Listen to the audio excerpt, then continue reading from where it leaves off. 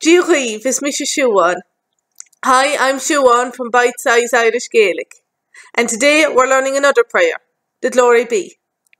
I'll read it first from start to finish, and then we'll go through it line by line.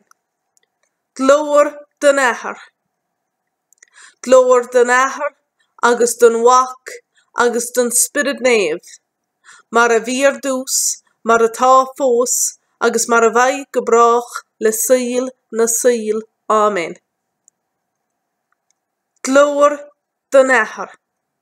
Glory be to the Father, agus don Mhac, and to the Son, agus don Spir-ud Nayv, and to the Holy Spirit. Mar a bheidh duss, as it was in the beginning.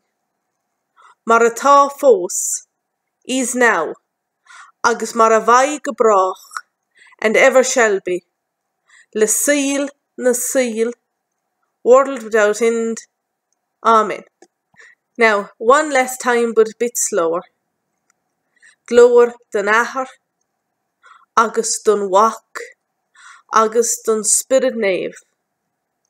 Mar a bheidh duss, mar a-taw fohs, agus mar a bheidh go brách, saol na saol. Amen.